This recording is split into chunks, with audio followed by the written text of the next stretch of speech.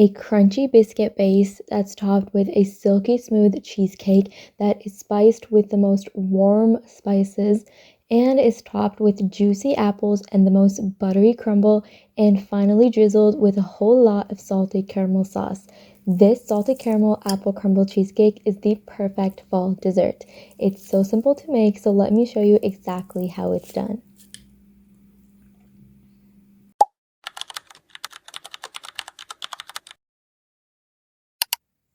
The first thing that we're going to do is make the cookie base. In a food processor, add your cookies. Today I'm using digestive biscuits, but you can use graham crackers, Biscoff cookies, or any of your favorite cookies. We're going to grind this until it's nice and fine, and you could also use a Ziploc bag and rolling pin to do this if you don't have a food processor.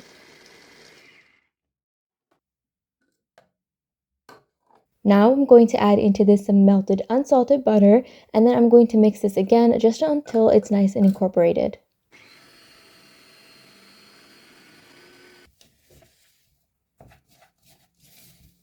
This is what your mixture should look like. It should look something like wet sand, and when you press it between the palm of your hands, it should hold its shape. We're going to transfer all of this mixture into a lined 6 or 7-inch spring form pan. I line the bottom by just placing it on some parchment paper, locking the sides, and then just cutting around.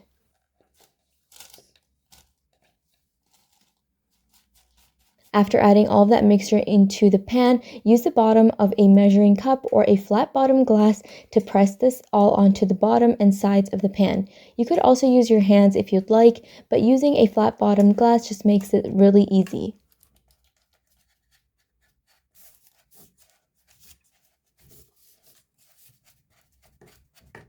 Pop that into the refrigerator while you make the remaining layers. Now for the crumble, in a small bowl, combine together some melted unsalted butter, some brown sugar, and all-purpose flour. If you'd like, you could swap out the brown sugar for regular granulated sugar as well.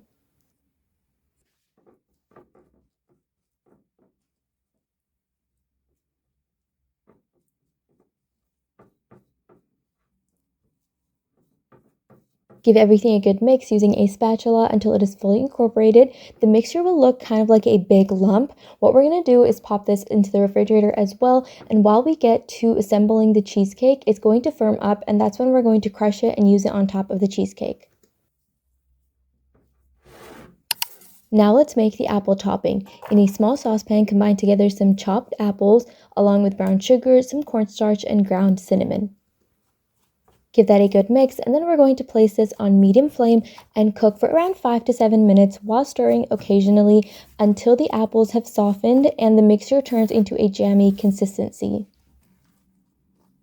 This is what your apples should look like. It's nice and thick and looks delicious. We're going to set this aside to cool down completely.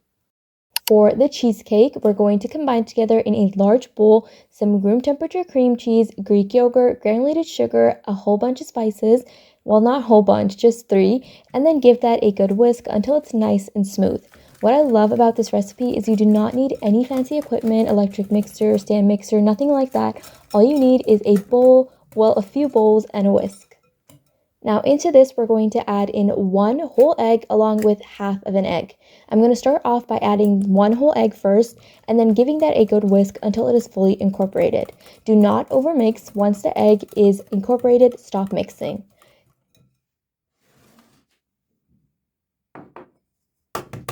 Now for the second egg, I'm going to break it into a separate bowl and then whisk it until it is nice and mixed, and then add just half of the whisked egg.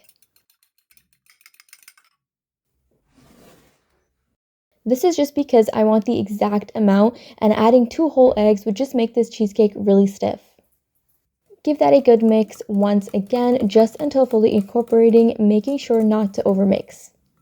It's very important that you don't overmix cheesecake batter because that is what causes cracks, although you don't really have to worry about cracks in this recipe because we're covering the entire top of the cheesecake. We're going to transfer all of this delicious cheesecake batter on top of our chilled cookie base and then spread it out with a spatula just to make it nice and flat.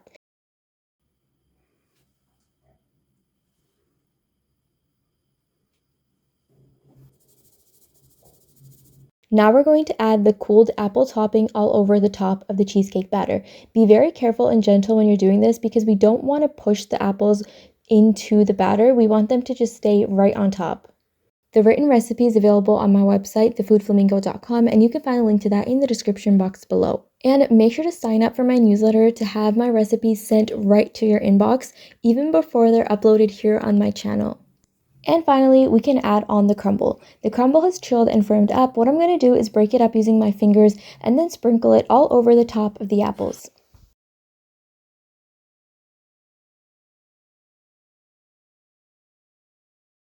Bake this in the center of a preheated oven at 165 degrees Celsius or 325 degrees Fahrenheit for about 40 to 45 minutes. The cheesecake should still be slightly jiggly when it's finished baking.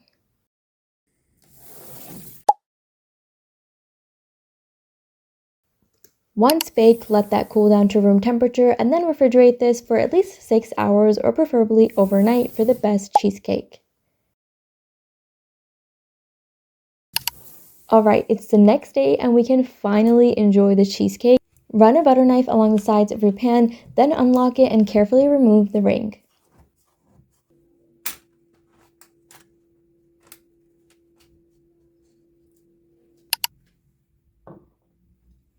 There you have it, your apple crumble cheesecake is ready to go. And to make this a salted caramel apple crumble cheesecake, all we have to do is drizzle on some delicious salted caramel sauce. But first, let's cut into it and look at what it looks like on the inside.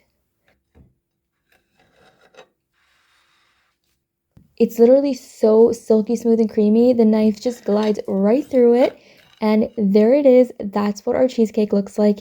It looks so good. The layers look delicious. I cannot wait to try this out.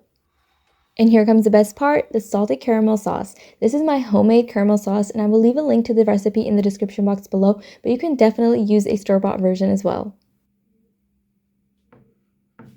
Doesn't that look amazing? The cheesecake is so creamy and delicious. It has the perfect amount of spices and they work so well with the caramel, the apples, the crumble.